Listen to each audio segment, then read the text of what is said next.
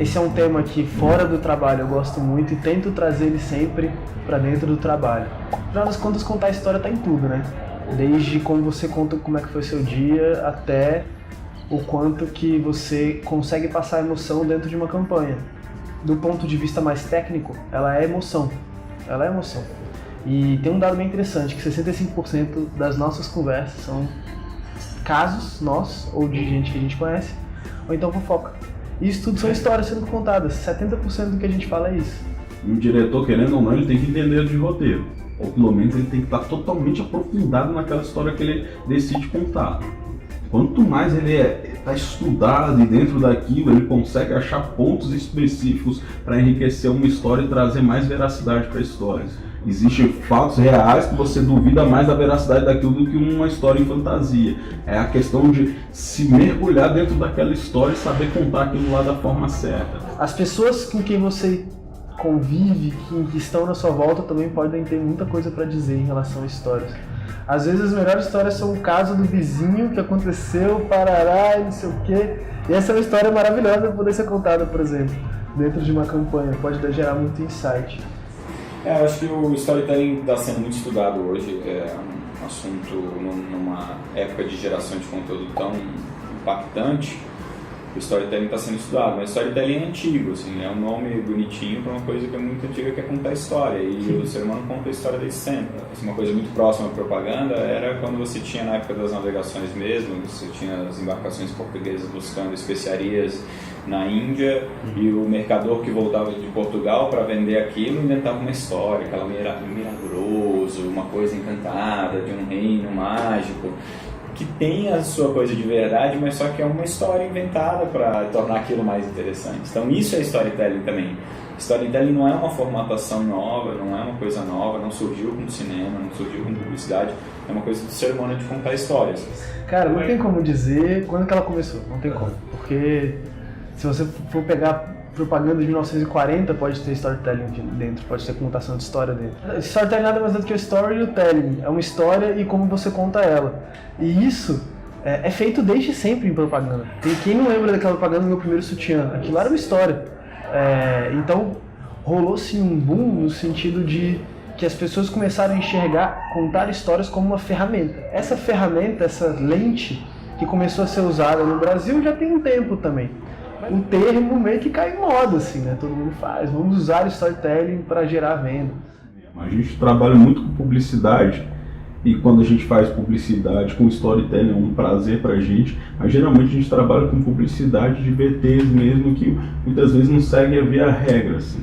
E acaba que, assim, o que a gente sempre quis trabalhar foi mais voltado para o storytelling para a parte de cinema. Então, assim, quando a gente está falando de VT ou vídeo para publicidade, o que costuma acontecer é a gente vender uma marca, ou vender uma campanha, ou vender um produto. E usar o vídeo para isso. Ou então fazer uma ação para que valorize uma marca. Eu gostava de decorar piada longa, assim, e contar, assim, acho massa. A estrutura da piada é um storytelling muito bom, né? Que, tipo, a piada toda é um conjunto de storytelling. Se você erra as partes, a piada não fica engraçada, entendeu? Então você tem que criar o clímax para chegar na conclusão que é a piadinha. Se você já conta a piadinha antes do clímax, perde o sentido. Então a piada é um método de storytelling absurdo. E piada normalmente não é escrita, né? É tipo, você ouve de alguém, você fala, você incorpora, você vai melhorando. A gente tem muita raiz, assim, e todo mundo gosta de história, todo mundo tem histórias preferidas. E a gente tem essas coisas bem enraizadas na gente. Quando você trabalha na montagem da história, que é pela timeline ali, onde você constrói os pontos da história e vai montando e vai fazendo um quebra-cabeça e vai fechando tudo, você vai observando cada vez melhor os buracos abertos que não são fechados. Você percebe momentos da história que simplesmente não precisava ter e você não pode contar nada se isso não for acrescentar em nada na sua história, ou for ser um ponto de virada. Isso são algumas regras que existem no roteiro, assim.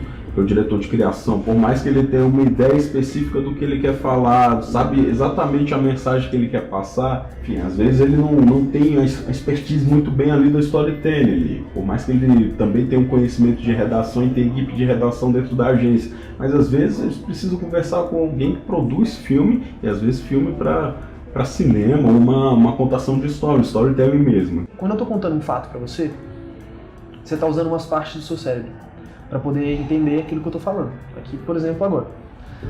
Só que quando eu abro um parênteses e falo, eu vou contar uma história, e aí eu continuo nisso, o seu cérebro ele começa a acender outras partes. A nossa parte do cérebro que lida com linguagem, ela não é a mesma que lida com emoção. Então, quando eu estou te mostrando, por exemplo, dados, eu estou ativando essa sua parte do cérebro capaz de entender linguagem. Essa parte do cérebro foi formada depois. Ela é uma camada mais externa. Só que quando você fala com um formato de história, você ativa várias outras partes do seu cérebro e isso faz com que o seu cérebro fique extremamente ligadão. Ele fica prestando muita atenção. E aí tem todo o negócio dos neurônios espelhos.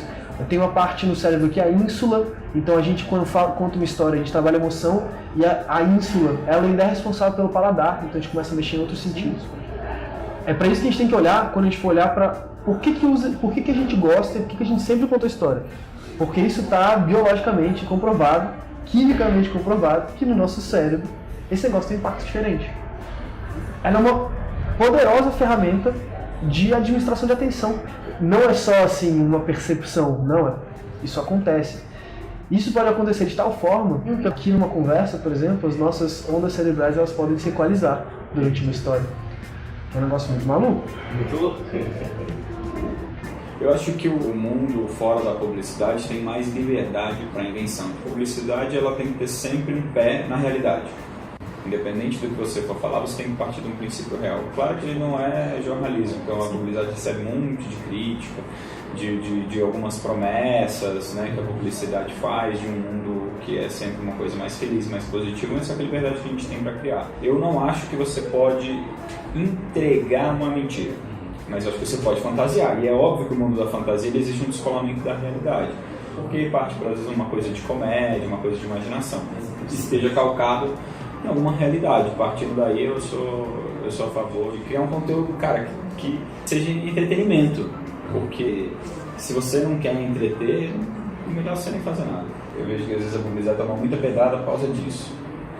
Mas, cara, é a partir da imaginação. Você está falando com pessoas que têm poder de raciocínio e de percepção de que aquilo não é totalmente verdade, né? Porque se a publicidade tivesse toda essa força para o que a gente fala fosse completamente verdade, o mundo seria completamente outro. Nós temos todo esse poder, por isso que a gente tem que ser atrativo, né, cara? Tem que ser atrativo, divertido. E às vezes as coisas muito bem suaves, porque tem que atingir público X e não pode excluir público Y, sabe? E na literatura tu pega, dá uma lida, cara, você vê tanta história, mas tanta história rica, assim. Pô, na faculdade eu tive uma aula muito interessante sobre a jornada do herói, né? Que é um livro do Joseph Campbell, que narra mais ou menos como é a estrutura de um storytelling baseado no conceito do herói, né? E quais são as etapas que o herói tem que passar para a história fazer sentido. E aí ele aborda vários temas falando que basicamente essas histórias assim que a gente se identifica, Rei Leão, Harry Potter, história de herói, eles seguem meio que um padrão de que o herói tem que passar. E aí começa no mundo comum do herói, né? A cidade de Natal, ele recebe chamado para aventura, ele tem 2 guias, e aí é toda uma estrutura. E ele fala sobre o herói de 1000 faces, como essa estrutura, ela permeia várias histórias que já existem. E o outro é o Christopher Buckley. Enfim, ele escreveu um livro chamado As 7 Tramas Básicas. Segundo o livro dele, todas as tramas de história elas se encaixam de alguma forma nessas 7 tramas básicas. A jornada do herói é uma das tramas. Ela é a mais conhecida, todo mundo fala de jornada do herói e tudo, mas ela não é a única. E na moral tem várias outras que funcionam tão bem quanto. A jornada do herói é a história que a gente mais vê, né? Porque ela tem um ciclo certinho, você já tem muita referência. Ela é o que se pode dizer mais aproximado de uma fórmula de bolo que tem. Primeiro que nos formatos que a gente tem dentro de publicidade, eles são mais difíceis. 30 segundos é complicado, e quando a gente produz material para a internet, um material de 1 minuto, 1 minuto e meio, é mais difícil. A jornada do herói ela é mais fácil de fazer quando você tem uma série.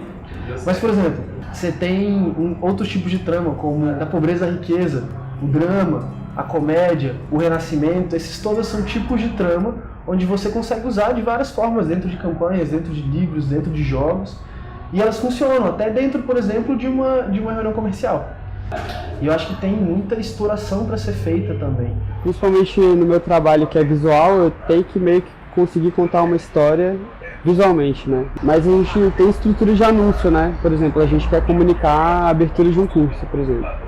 Então eu não posso simplesmente falar o preço direto. Eu primeiro tenho que introduzir qual é o tema, eu tenho que contar qual é o nome do meu curso, eu tenho que mostrar a temática desse curso, e aí depois mostro o que ele oferece, e no final eu dou o valor, entendeu? Então eu tenho uma linha para você conseguir convencer o consumidor, né? Não que a gente não tenha, mas a gente precisa mostrar coisas que façam os clientes brilhar os olhos, sabe? É porque às vezes falta um pouco de experiência em conhecer a animação, conhecer a técnica para trazer soluções com o roteiro, sabe? Fora algumas brechinhas que vai deixando, às vezes a gente também quer criar muita coisa dentro do universo, quando o universo pede pouca coisa. Então quando você cria muita coisa dentro de um roteiro, você precisa dar fim em cada uma delas. Para o teu roteiro ficar amarrado, precisa ter fim para cada braço que você lança, ou para cada rota que você abre. Você precisa encerrar ela em algum lugar. O ideal seria no ato 3, no final do filme, onde tudo se encaixa ali. A jornada do herói, ela tem que ser usada com cuidado em comunicação, porque ela é uma ferramenta que está sendo bastante usada, assim. Eu acho que acaba deixando o público um pouco cansado, é aquela sensação de que eu já vi isso antes. É um negócio de usar a ferramenta pela ferramenta e não porque faz sentido, sabe? Eu vou contar uma história porque isso me ajuda a vender. E não porque isso seria muito melhor contado se fosse por uma história, sabe? E aí é o negócio de usar como ferramenta, vou usar essa ferramenta para ela me beneficiar. Só que eu volto na visão de que, velho, você vai contar uma história, essa história precisa ser contada, de fato. O melhor jeito de falar disso é por meio de uma história, então vamos contar uma história. Mas a história pela história, ela acaba gerando esse, tá, agora eu entendi, você falou isso tudo para querer me vender. E, de qualquer forma, continua sendo uma estratégia muito boa para passar conteúdo, principalmente nesse formato de alguém falando com uma câmera. Então, as pessoas, elas prestam mais atenção. Então são algumas métricas assim que a gente acaba avaliando quando a gente está construindo uma história aqui ou dirigindo algo, sabe? Quando eu pego minha timeline aqui e vou ver toda a narrativa assim, eu vejo, tá faltando aqui, tá demais aqui, tudo mais. Então assim, essas coisas no roteiro, às vezes um roteirista mais experiente poderia avaliar, até porque existem ferramentas de roteiro que você avalia tempo de exibição de cada personagem, quanto ele é relevante, os pontos altos, os pontos baixos da história, então tudo isso são tarefas do roteirista. A história é natural, ela acontece de um jeito natural, então quando você está pensando numa história, do ponto de vista de conceito, na hora de criar campanha, existe espaço para uma história aqui? Essa história já existe, a gente só vai contar ela. É um pouco diferente de você usar storytelling como uma ferramenta. Eu acho que é um negócio muito mais natural. Natural no sentido de que a gente sabe contar história, a gente já sabe, já nasceu com essa habilidade já. Só que agora as agências estão entendendo isso como uma ferramenta. E essa ferramenta ainda carece de muito técnico, assim, de muita visão técnica para se chamar de ferramenta. Não existe uma fórmula de bolo para você criar uma história. Existe, sim, alguns truques e algumas técnicas para você criar uma história, para você entender o que é uma história e o que compõe uma história. Mas uma fórmula de bolo para usar essa técnica de storytelling, isso é um negócio que eu não acredito muito. Quanto mais informação você trabalha, quanto mais sensível é o tema, mais na realidade você tem que ficar. Não tem como correr o risco de chegar no final dos 30 segundos, ou no final daquele vídeo de internet, e a pessoa falar, nossa, que propaganda legal, do que é? Você não pode correr esse risco. Porque é melhor fazer pouco, muito bem feito, do que fazer muito mal feito. Porque às vezes colocam muitos personagens dentro de uma aventura, e no decorrer da história, o roteirista não consegue medir os tempos de exposição de cada personagem. Então, tirar um personagem é um absurdo de serviço que você reduz E querendo ou não, um personagem fica perdido e fica sem nexo. É mais um furo que você está deixando. Então, quanto mais você enriquece, coloca várias coisas no teu roteiro, você tem que suprir aquele roteiro. Depois que você começa a escrever roteiro, você vê que um diálogo perdido não existe tempo, né? Então você tem um diálogo de oi, tudo bem? Não, tudo bem. O que eu ganhei com isso? Você não tem ganho nenhum, então você vai aprendendo a tirar isso. Tem um livro excelente que eu recomendo, que é do Robert McKee, que ele fala exatamente isso. Em roteiro, você não pode ter diálogo perdido. E aí você começa a prestar atenção que você precisa levar um outro caminho, você precisa revelar alguma coisa do personagem, você precisa de um motivo para ter aquilo lá. Será que talvez com uma imagem eu não consigo contar essa fala? Então assim, eu não preciso dizer oi, tudo bem, tudo bem. Às vezes as pessoas apertam as mãos e eu já falei isso para partir para um diálogo mais incisivo. Na montagem a gente tem total essa noção assim, de ver buracos, ver momentos da história, entender o momento alto, o momento baixo, o momento neutro da história e interpretar isso assim. Então, para mim a montagem é um ponto chave. Eu sou muito grato a Deus por ter começado editando. O mercado aqui é muito específico, né? Ele é muito diferente de qualquer outro mercado que você tenha, porque fora de Brasília o que existe é o mercado privado, aqui é o mercado público. Sim, não, dá para fazer muita coisa legal. Tem quem está de fora de Brasília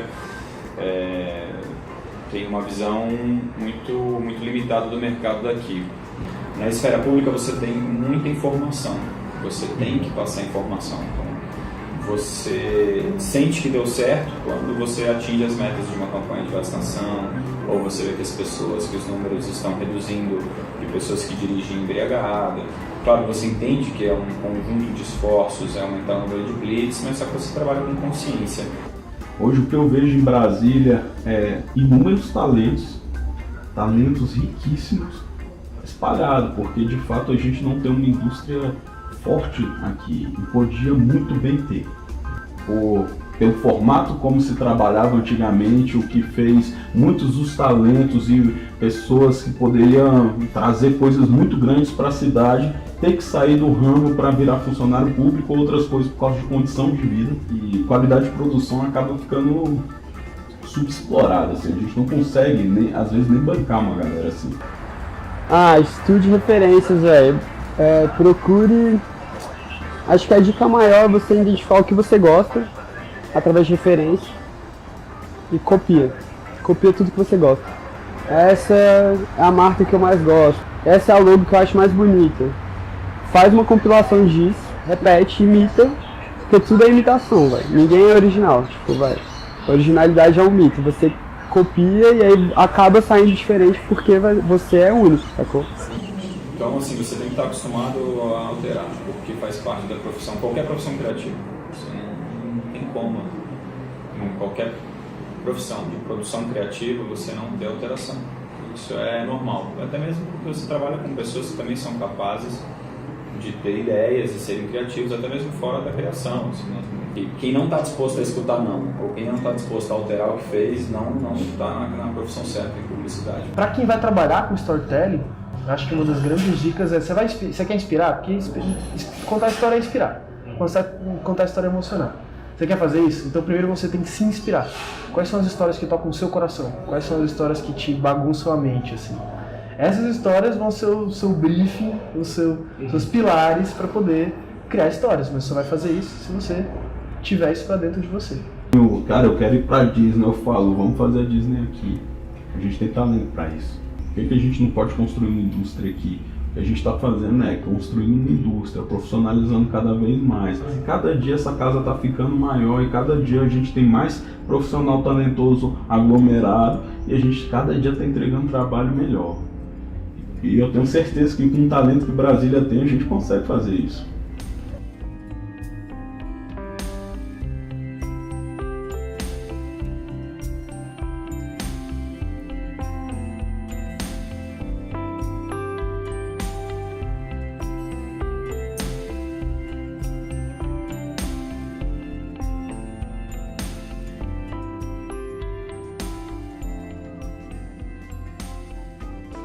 Viu o ponto certinho. É só põe na frente aqui, tá. Usa duas mãos. Isso.